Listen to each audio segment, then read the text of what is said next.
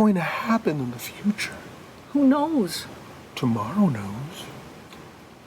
We're going to do a variety show about the future to look at that question. We're going to try to see how we've looked at the future in the past, artists and science fiction writers, how scientists have looked at it, and how they're looking at it today and tomorrow.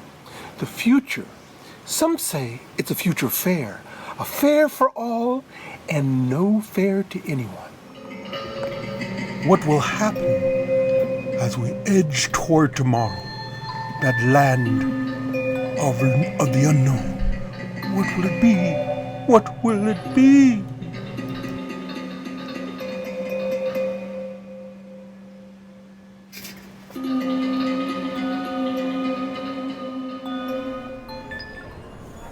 We visited the Los Angeles Green Festival a while back, held at the beautiful, futuristic-looking LA Convention Center. We heard a lot of inspiring ideas on how we should be preparing for the future. 9-year-old Ethan was an eloquent spokesman for his generation. I worry about whether the water that comes out of my tap is safe to drink. I worry about what toxins are in the air I breathe and what chemicals are in the food I eat. I worry that our planet is getting hotter, that animals are going extinct, and that many people do not have any food to eat or clean water to drink. Sure, almost everyone will say they care about protecting our environment, but like my mother always tells me, actions speak louder than words. Come on now, boys and girls, buck up and face this mess. You have the technology to make it through this challenge. Use it or lose everything. You have to learn to respect and cooperate with each other. Your existence depends on working together toward common goals. Hey there! I'm Nature Guy, and I will be surprised if you guys make it and very happy, but I don't want to be sad. The fact is, with so many clean energy options available today, it's clear, even to a 9-year-old like me, that it's no longer a question of how to save our planet, rather, why aren't we? The future is hard to predict, but perhaps the best tool to help us see tomorrow's challenges may be science fiction. Books and movies and songs that talk about tomorrow. Sci-fi dreamers may provide us with a blueprint to save this miraculous lump of star stuff we call planet Earth. You know, science fiction has actually predicted quite a few of the things that are currently in our society. For instance, the flip phone, Star Trek, satellite communications going around the sky, 23,000 miles up in the sky, came from a science fiction guy named Arthur C. Clarke back in the eons of the middle 20th century. Science fiction is the exploration of new ideas in fiction form, and it's often the most inspiring about public policy and what might happen to us in the future, because it considers all those issues and pushes the envelope of what we think is possible, what we can imagine as how we are going to evolve. And just envisioning it helps it foster it. Enough people who respond to that, it changes the culture and actually makes it happen, as we've seen in so much science fiction. The synchronicity of the culture discovering it mentally and also pragmatically at almost the same time. It's become prophetic to read science fiction and then see however long down the pike it actually happens, or which came first. Where did the thought begin in the culture? And usually it's with the fiction, fantasy line of literature, part of literature.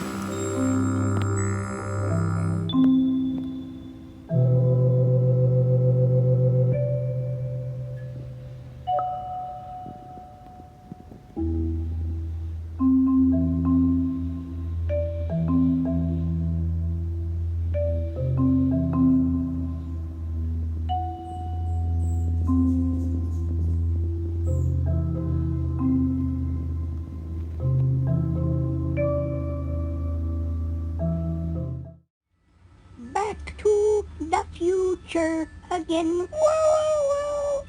Back where everyone is your friend. Whoa. Where you can pee into the stream, 'cause that's important. If you know what I mean. Back to the future again.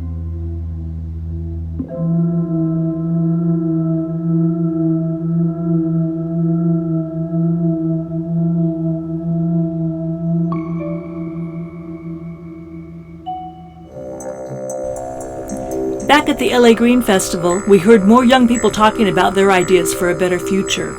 One little girl who made an art project from recycled trash, and one young man with a lot of ideas about alternative energy. I'm Chanel, and my project is Save Our Sea Life. I really love animals, and I have a tattoo that has a bunny on it, and I really love sea animals and all kinds of, even though they hurt us, but Now, I believe that these solar technologies and others that are being invented right now are the solution to our energy crisis. My dream for the future is that with the help of motor companies like Ford and Honda, switching from gasoline to solar power, and closing down the hazardous nuclear power plants and refineries, the world will be able to have clean, eco-friendly means of transportation and electricity, letting our world be beautiful and safe for our human and animal inhabitants. Thank you. We also spoke to a community leader who hosts camps for young people to get back in touch with nature. My name is Reverend Dr. Leon Campbell. I'm the Youth and Family Director at the Agape International Spiritual Center, and we serve perhaps close to about 1,000 youth per month. And one of the programs that's a hallmark of our program is called Minds on Mother Earth, where we give the children an opportunity to take a look at the sacredness of the earth, our oneness, our basic oneness, that what we do to ourselves, we do to each other, and what we do to the earth, we also do to ourselves. So the basic hallmark is oneness. I'm a tiger, and I am the natural world wanting there to be salvation, please.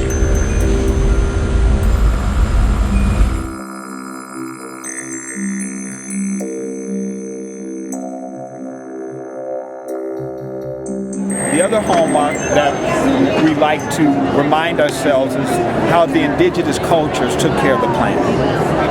There was a spiritual base, and it's not religious, but it was a spiritual base honoring the sacredness of the earth. In other words, there was always Thanksgiving. Every harvest, everything that they did around nature and the earth was thanksgiving and praise. And so prayer is the foundation of it. And also, the other thing is action, community action. And so we go out and plant trees, we go out and we conduct an e-camp. And that e-camp helps us, it's what we call high touch, low tech. So there's no cell phones, no laptops, none of that. We get in touch with our basic humanness and the heart. And so we spend that whole week in nature talking about how we can reduce our carbon footprint, how we can be more active and loving and taking care of Mother Earth. Listen to music. Notice your space, the life around it, all the little bugs and flowers and greenery breathing out life. Our first interview was with a Hollywood Hills resident who works in the entertainment industry. We asked him, what's going to be happening to us in the years to come? Huh? Tell us. Yeah.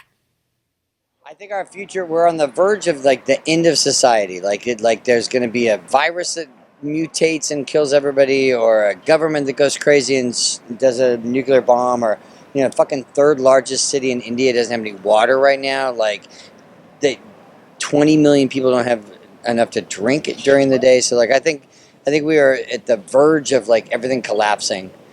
Everybody dies and then something rebuilds from that. It's the future. It's the future. The future. We're all radioactive. We're all going to Have a lot of fun with the radioactive ones.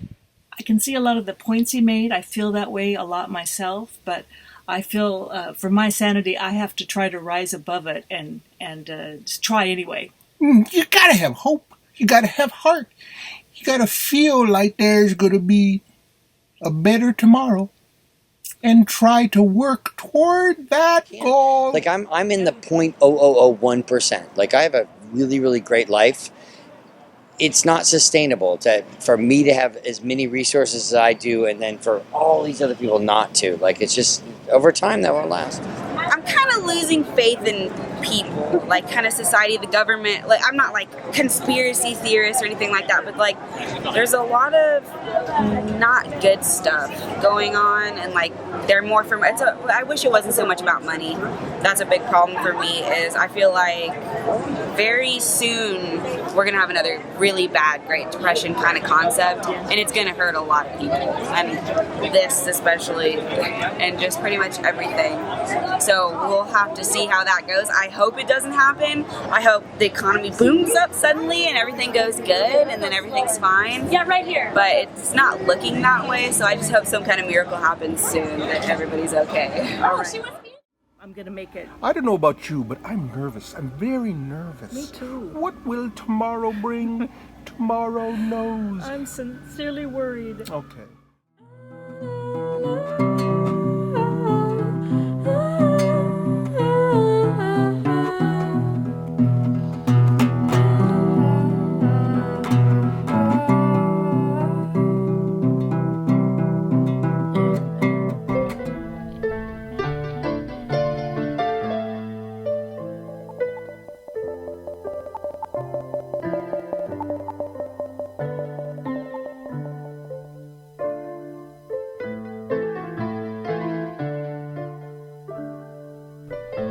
We attended a Comic-Con convention a while back and talked to a few sci-fi fans who are especially inspired by Star Trek's view of the future.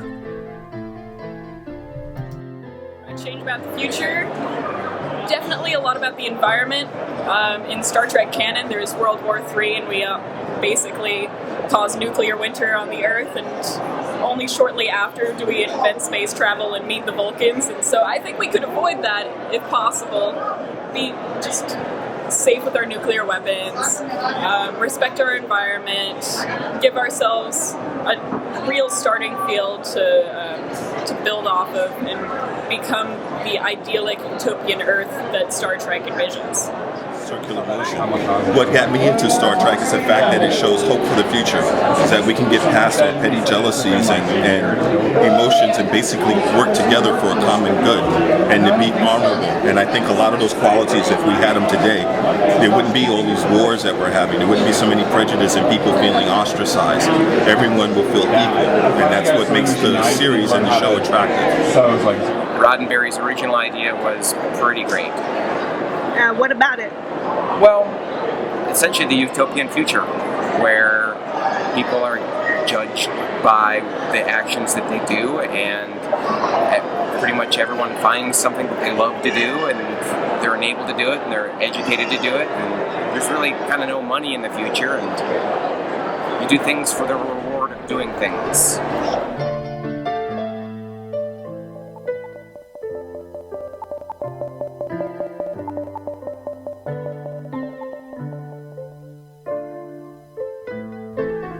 The future's unfolding all around us, moment to moment, and it's ours for the making. Who knows what will become of us, and of the other animals and plants, and even the air that we breathe? Should we be hopeful or pessimistic? These are some of the urgent questions for today, ones that we plan on continuing to explore on this program. And what are the answers? Tomorrow knows.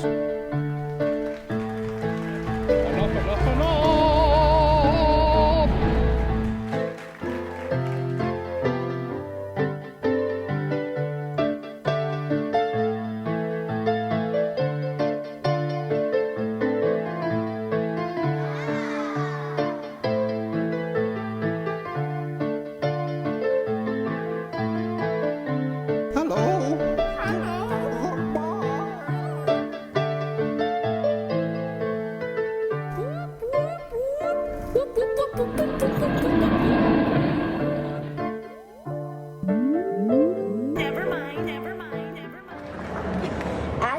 yourselves this same question and ask your representatives too.